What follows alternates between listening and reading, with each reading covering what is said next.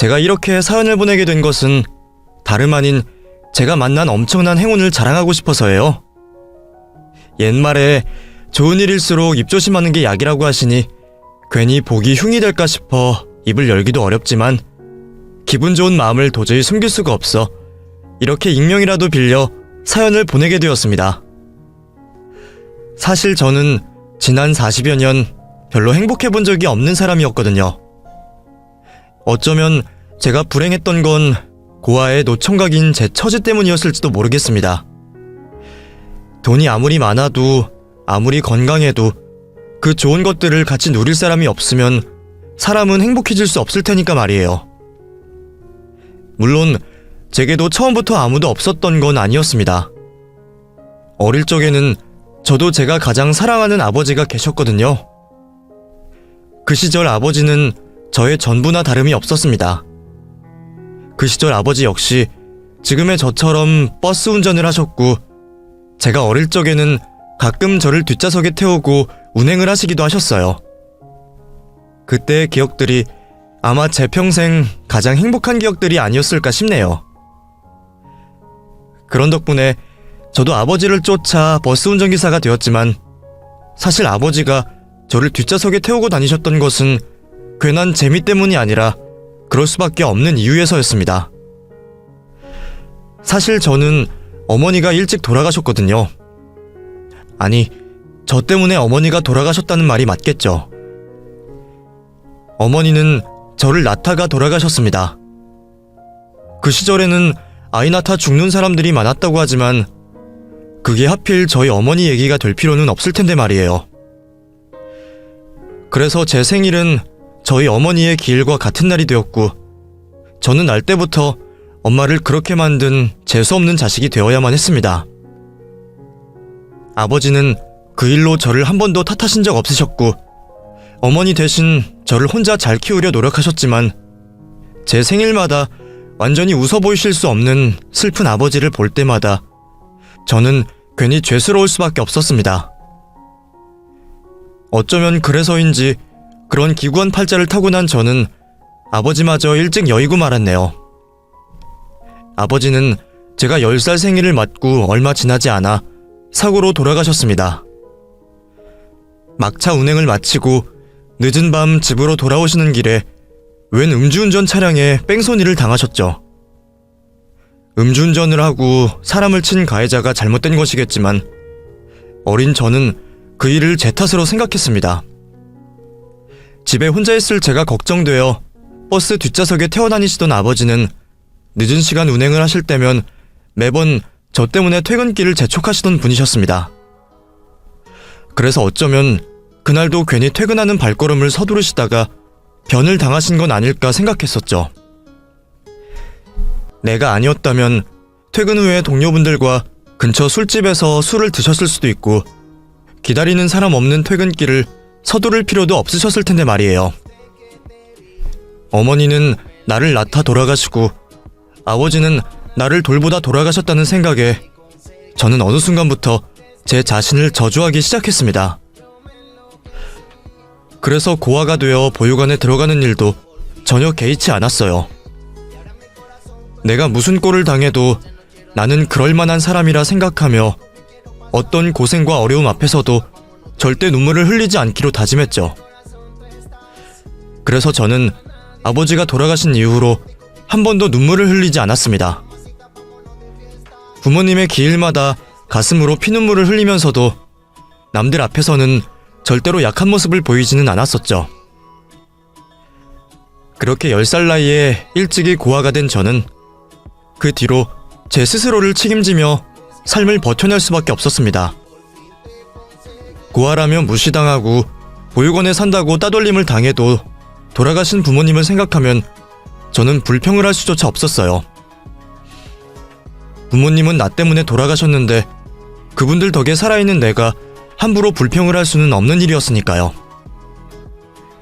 부모님을 생각하며 저는 비뚤어지지 않고 잘 살아야만 했고 덕분인지 성실하게 일하며 나름 자리를 잡아갈 수 있었죠. 일찍부터 아버지를 따라 버스기사의 꿈을 꾸며 마을버스 운행을 하면서 버는 족족 돈을 착착 모으기 시작했습니다. 제가 돈을 모았던 이유는 딱 하나밖에 없었어요. 언젠가 나와 함께할 내 가족을 위해서였죠. 부모님을 일찍 여인 저는 늘 가정을 꾸리기를 꿈꿔왔었습니다. 나도 사랑하는 사람을 만나고 아이를 낳고 그렇게 가족의 울타리가 생긴다면 더 이상 고통받지 않고 행복해질 수 있을 거라 생각했거든요. 그렇게 정말 사랑하는 여자를 만나고 꿈만 같은 결혼까지 생각하게 되었지만 저의 바람은 결코 이루어지지 못했습니다. 당연한 말일지 몰라도 결혼할 여자 집에서 저를 많이 반대를 하셨거든요. 저도 고아 주제에 쉽게 허락을 받지 못할 거라는 걸 잘 알고 있었습니다. 반대를 무릅쓰고 어떻게든 버텨낼 자신도 있었죠. 그래서 그 집 대문 앞에 무릎 꿇고 몇 시간도 기다려보고 어른들께 사정도 하며 삼고초려를 해봤지만 저는 결국 한겨울에 그 집 대문 앞에서 물벼락을 맞으며 쫓겨날 수밖에 없었습니다. 부모 둘 다 죽고 재수없는 붙은 놈이 어디 남의 집 귀한 딸을 넘봐? 괜히 재수없는 거 옮길 생각하지 말고 돌아가서 네 놈 주제 파악이나 제대로 해. 그건 결국 저를 가족으로 받아들일 수 없다는 말씀이시겠죠. 그래도 여자친구 마음만 확고하다면 저는 그런 물벼락을 몇 번이고 더 맞을 자신이 있었습니다. 분명 그 전까지는 여자친구도 제 편일 줄 알았거든요. 나는 시덕씨랑 꼭 결혼할 거야. 내가 시덕씨 얼마나 사랑하는지 시덕씨도 잘 알잖아. 우리 부모님도 지금은 저렇게 하시지만 결국 허락하실 수밖에 없을 거야. 그러니까 우리 같이 이겨내자. 그런 말을 하던 여자친구를 끝까지 믿었던 저는 어느 날 결국 이별을 통보받게 되었습니다. 부모님의 설득에 마음을 돌렸는지 얼마 뒤 저 몰래 선을 보고 왔더군요. 그 일이 제게는 너무 큰 충격이었습니다. 처음이자 마지막으로 희망을 품었던 일이 물거품이 되며 저는 다시는 누군가를 만나거나 새 출발을 할 수 있는 희망을 잃어버리게 되었죠. 그 후 저는 사람들에게 완전히 마음의 문을 닫은 채 노총각이 되어서도 혼자 외롭게 지낼 수밖에 없었습니다. 그나마 버스기사가 되어 매일 승객들에게 인사를 받는 것이 제가 누리는 유일한 행복이었죠. 그 후 저는 마을버스를 지나 시내버스 기사가 되었고 목표도 희망도 없이 매일 같은 노선을 다니며 하루하루 의미 없는 삶을 살아가고 있었습니다.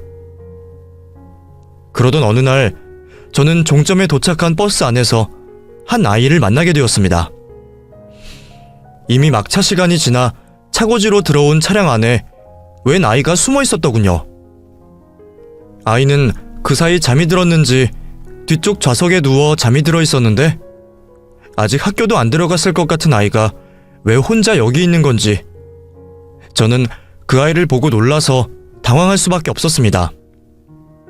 탈 때에는 승객들이 워낙 많고 아이가 혼자 버스를 탔을 거라는 생각을 하지 못해서 저도 이런 일이 있을 줄은 예상을 못하고 있었네요. 아이 부모가 아이를 애타게 찾을 거라는 생각에 저는 마지못해 아이를 깨울 수밖에 없었습니다. 아가? 여기서 자고 있으면 어떡해? 여기가 어디예요? 여기는 종점이야. 버스가 집으로 들어온 거지. 이제 버스에서 내려야 하는데 너 어떻게 여기 타고 있니? 부모님은 어디 가셨어? 설마 너 혼자 버스 탄 거야? 저 혼자예요. 아저씨, 저 좀 버스 안에서 자게 해주세요. 말썽 안 피우고 조용히 있을게요. 예? 뭐? 그게 무슨 말이야. 네가 혼자 어떻게 버스에서 자? 너 부모님 어디 계시니? 부모님이 너 여기 있는 거 아셔? 저 아빠랑 헤어져서 아빠 찾으러 온 거예요. 이 버스 타고 아빠 병원 가는 건데 깜빡 잠들었나 봐요. 그래서 내일 이거 타고 다시 가려고요. 난데없이 아빠를 찾으러 버스를 탔다는 아이의 말에 저는 당연히 놀랄 수밖에 없었습니다. 애 부모가 어디서 뭘 하길래 이렇게 어린애가 혼자 아버지를 찾으러 다닌다는 건가 싶었죠. 그렇다고 아이를 버스에 둘 수는 없는 일이었습니다. 그래서 저는 아이를 경찰서에 데려다 주려고 했어요. 아가, 여기서 잘 수는 없어. 부모님 만나러 가야지. 너 집이 어디야? 이름은 뭐야? 하지만 그 아이는 자기 이름도 주소도 말하지 않고 입만 다물고 있을 뿐이었습니다. 어쩔 수 없이 경찰서에 데려다 주려고 하자 울고불고 난리를 피우는 바람에 그럴 수도 없었죠. 결국 저는 제품에 매달려 우는 아이를 데리고 집으로 갈 수밖에 없었습니다. 남의 아이를 데려가면 유괴가 아닌가 싶었지만 아이가 경찰서 얘기만 나와도 경기할 것처럼 난리를 피는 상황에 도저히 아이를 경찰서로 데려가 힘들게 할 수가 없었거든요. 우선은 하루 종일 굶었을 아이에게 밥이라도 먹일 생각에 저는 신고를 나중으로 미루고 아이를 집으로 데려가게 되었습니다. 배가 많이 고팠던지 급하게 데운 3분 카레를 허겁지겁 먹는 아이를 보자 짠한 생각이 들었네요. 대체 이 어린애가 왜 이러고 있는지 너무 궁금할 수밖에 없었어요. 아이는 성인 1인분 몫의 밥을 다 먹고는 그제야 제 얼굴을 제대로 쳐다봐 주었습니다. 아까는 저더러 경찰에 신고하지 말아달라며 매달려 울더니 또 제가 무섭게라도 한 건지 얼굴도 안 들고 바닥만 보고 있었거든요. 경찰까지 무서워하며 심하게 낯을 가리더니 남의 집에 와 밥도 먹고는 그새 긴장이 좀 풀린 듯 했죠. 겁도 많으면서 겁없이 혼자 버스를 탄 주제에 또 잘해주는 사람에게 금방 경계를 푸는 것이 영락없는 어린아이 같았습니다. 대체 그 아이가 몇 살인지도 모르던 저는 아이의 인적 사항을 알아내기 위해 아이에게 조심스럽게 말을 붙일 수밖에 없었죠. 아가, 너 이름이 뭐야? 창민, 김창민이요. 창민이? 그럼 창민이는 몇 살이야? 몇 살인지 알아? 7살. 그렇구나. 창민이 7살이구나. 그래, 잘하고 있어. 그럼 창민이는 어디서 온 거야? 아빠 얘기는 뭐고? 창민이가 밖에 오래 있으면 집에서 걱정하지 않으실까? 나 집 없어요. 아무도 나 걱정할 사람도 없어요. 그래서 아빠 만나러 가는 거예요. 우리 아빠는 병원에 있는데 옛날에 병원에 갈 때 그 버스를 같이 탔었어요. 그래서 아빠랑 같이 탔던 버스를 타고 아빠를 만나러 가고 싶었어요. 근데 잠에 들어버려서 못 갔어요. 겨우 7살짜리 어리숙한 아이의 말을 전부 해석하고 알아들을 수는 없었지만 아무래도 아이는 아빠를 찾아다녔던 모양입니다. 원래 아이는 아버지와 단둘이 살고 있었다고 했습니다. 그러다 아이의 아버지가 병원에 가게 되면서 아이가 잠시 어디론가 맡겨지게 된 듯 했죠. 그래서 지금은 아빠 말고 선생님이랑 지내고 있어요. 근데 선생님은 아빠 만나고 싶다고 해도 데려가 주지도 않고 아빠 말도 안 해주고, 그래서 나 혼자 있다가 도망 나왔어요. 아빠 있는 병원에 가려고요. 나 돌아가기 싫어요. 그러니까 아저씨가 내일 저 아빠한테 좀 데려다 주세요. 아이의 상황은 대충 파악이 되었지만 그렇다고 혼자 먼 길을 나섰다는 게 참 당황스러웠습니다. 그러면서도 어린애가 얼마나 아빠가 보고 싶으면 이럴까 싶어서 아이를 차마 나무랄 수 없었고, 아이가 돌아가기 싫다고 떼를 쓰는 바람에 경찰에 신고도 할 수 없었죠. 계속 데리고 있으면 안 된다는 걸 알면서도 그때는 저도 차마 아이에게 강요를 할 수가 없었습니다. 아이를 돌려보내더라도 아이가 원하면 그때 보내야겠다 생각했습니다. 이대로 경찰들에게 아이를 보내버리면 아이가 또 버림받았다고 상처를 받는 건 아닐까 염려스러웠거든요. 사실 저는 누구보다 그 아이의 속을 이해할 수밖에 없는 사람이었습니다. 저도 어린 시절 아버지를 잃었고 비슷한 일을 겪었으니까요. 그때 저는 그 아이보다 몇 달 더 많은 형이었음에도 그 상황이 무척 버거웠습니다. 매일 아버지를 그리워했던 제 어린 시절을 떠올린 저는 아이가 아버지를 만나게 해주고 싶었습니다. 그래서 경찰에 알려 아이를 데려가게 하기 전에 아이 말대로 제 버스를 타고 갈 수 있는 병원에서 아이의 아버지를 찾아보기로 했죠. 제 버스를 타고 갈 수 있는 병원은 많지는 않았습니다. 꽤 거리가 있는 곳까지 전부 포함해도 4개가 넘지 않았으니까요. 그런데 그 어떤 곳에서도 아이가 말하는 아버지는 있지 않았습니다. 혹시 그 병원에 김경석이라는 입원 환자분 계십니까? 나이는 40대 정도로 7살짜리 아들이 있어요. 아니요. 저희 병원에는 그런 이름의 환자분은 안 계신데요? 제가 매일 운전하는 버스 노선 근처의 모든 병원에 전화를 걸어봤지만 어디서도 아이가 말하는 아이 아버지의 이름은 나오지 않았습니다.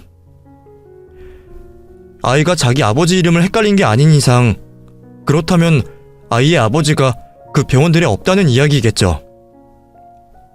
결국 아이의 아버지를 찾지 못한 저는 다시 아이와 얘기를 나눌 수밖에 없었습니다. 저 창민아, 혹시 아버지 이름이 김경석 씨가 맞는 거지? 네가 착각을 했다거나 그런 건 아니겠지?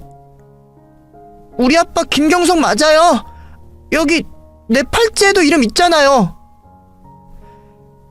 제가 의구심을 느끼며 아이에게 묻자 아이는 옷 속에서 주섬주섬 미아 팔찌를 꺼내 보였습니다. 그제서야 아이의 미아 팔찌를 확인하게 된 저는 그곳에 적힌 아이와 아버지의 이름을 제대로 확인할 수 있었죠. 그곳에는 분명 아이가 제게 일러준 것과 같은 이름이 적혀 있었고 마침 그곳에 보호자 전화번호가 적혀 있는 것을 알게 된 저는 아이 몰래 번호로 전화를 하게 되었습니다. 하지만 이상하게도 그 번호 역시 없는 번호로 나오더군요. 아이 몸에 미아방지 팔찌까지 해둔 부모라면 아이에게 관심이 없을 것 같지는 않은데 어디에도 그 부모의 흔적이 없는 것이 이상하기만 했습니다. 결국 아이가 지금 어디서 보호를 받고 있는지 알아야 상황 파악을 할 수 있겠다 싶었죠. 하지만 아이는 제가 혹여나 자기를 지내는 곳으로 그냥 돌려보낼까 싶은 건지 하루 종일 제 눈치를 보며 제 곁을 떠나지 못했습니다. 아저씨, 나 보내려고 그러는 거 아니죠? 경찰에 신고할 거 아니죠? 나 아빠 보기 전에 안 갈 거예요. 제발 나 신고하지 마세요. 네? 아이가 그렇게 간절히 말하는데 아이의 말을 쉽게 무시할 수 있는 사람은 몇 안 될 겁니다.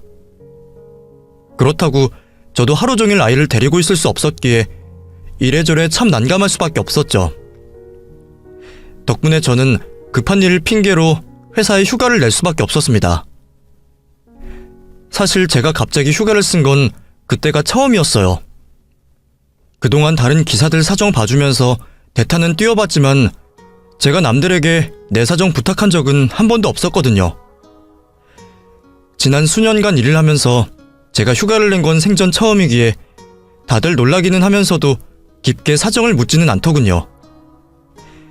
덕분에 저는 무사히 휴가를 내고 아이를 챙길 수 있었습니다. 그동안 아이가 혹시 불편하지는 않을까 세심하게 신경 쓰며 아이와 시간을 보내게 되었죠. 다행히도 아이는 저를 잘 따르는 듯 했습니다. 얘가 가출을 한 애가 맞나 싶을 정도로 저와 지내면서는 아무 걱정이 없어 보였거든요.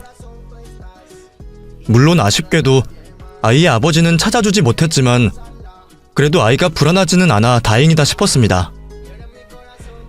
그래도 결국 제가 그 아이를 계속 맡을 수는 없는 일이었습니다. 분명 아이를 찾는 곳이 있을 텐데 이러다가는 제가 정말 유괴범으로 몰리기 딱 좋겠더라고요.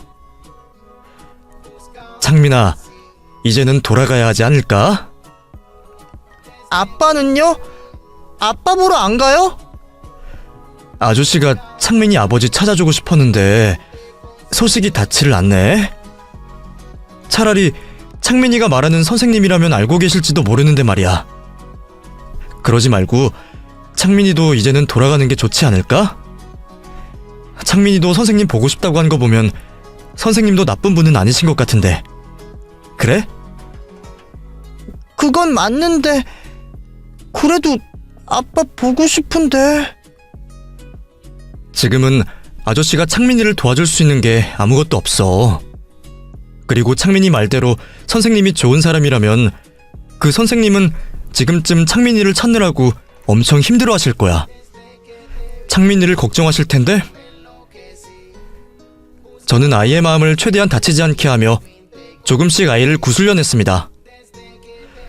그래도 며칠 지내보니 아이가 같이 지낸다는 선생님이라는 분을 싫어하는 건 아닌 것 같더라고요.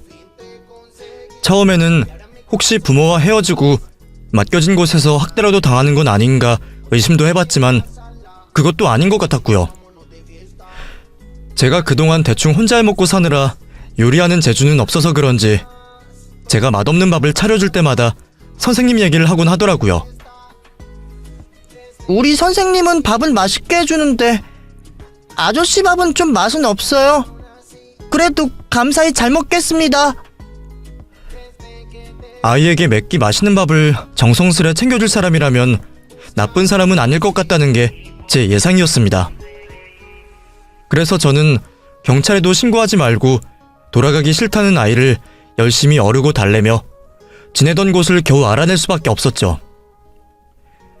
그리고 드디어 아이가 같이 지낸다는 선생님의 전화번호를 알려주더군요.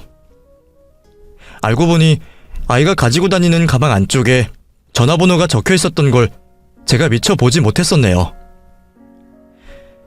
그렇게 저는 며칠 만에야 아이의 보호자와 연락을 하게 되었고, 선생님은 아이를 많이 기다리셨는지 아이를 곧바로 찾으러 오겠다 말씀하셨습니다. 혹시 선생님을 만나면 아이가 다시 도망치기라도 할까 불안했던 저는 끝까지 아이를 지켜볼 수밖에 없었습니다. 다시 돌아가면 아버지를 만날 수 있을 거라며 기약 없는 거짓말까지 하면서 말이죠. 다행히 아이는 제 길을 돌보던 선생님을 반가워했습니다. 선생님! 김창민, 너 어디가 있었어? 선생님이 얼마나 걱정했는지 알아? 너 잘못되기라도 했을까봐 선생님 밥도 못 먹고 잠도 못 잤어.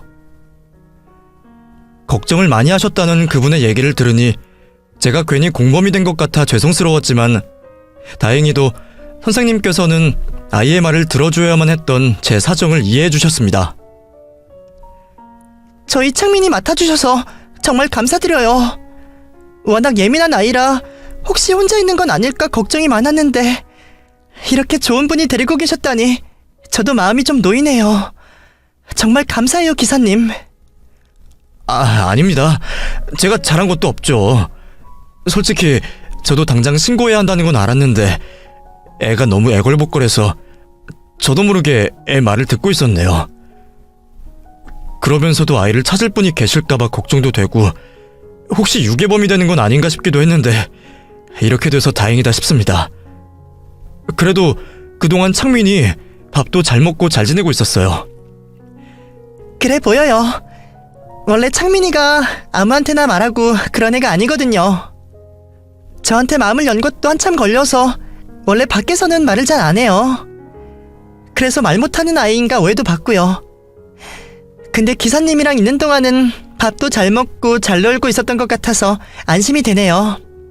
모두 기사님 덕분이에요. 예? 제가 뭐 한 게 있다고요?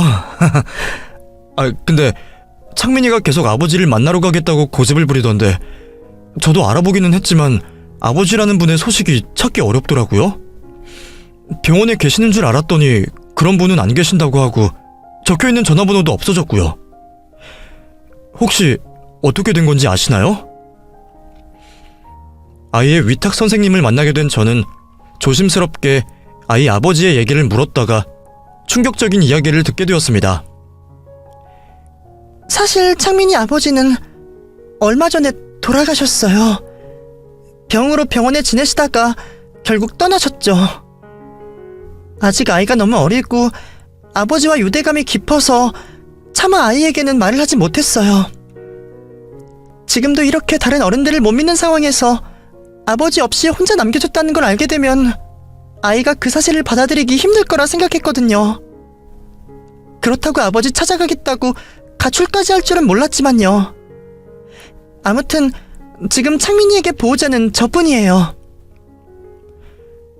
아이가 아버지를 만나러 가겠다고 하기에 적어도 살아는 계실 줄 알았더니 알고 보니 창민이는 이미 고아가 되어 있었습니다. 아이가 사실을 받아들이기 어려울 거라는 생각에 아무도 아이에게 진실을 알려주지 않았던 모양이에요. 그 말도 이해를 하지만 아이가 자기 아버지의 죽음도 모르고 아버지를 만나기를 원하고 있다는 건 또 다른 안타까운 일이었습니다. 지금도 매일같이 아버지를 찾고 있는 아이에게 사실을 끝까지 숨기고 계속 모르게 할 수는 없을 거라 생각했죠. 하지만 저로서도 이 일을 어떻게 설명해야 할지 막막하기는 마찬가지였습니다. 저도 진작 말해주려고 생각은 했었어요. 언제까지 없는 핑계를 대면서 거짓말만 할 수도 없는 거고 때가 되면 말해주고 싶었죠. 근데 창민이가 가출까지 감행한 이 시점에 더 어떻게 얘기를 할 수 있을지 모르겠더라고요. 솔직히 저도 창민이가 많이 안타까워요. 사실 원래 제가 창민이를 데려갈 것도 아니었거든요. 원래 다른 보육원에서 지냈었는데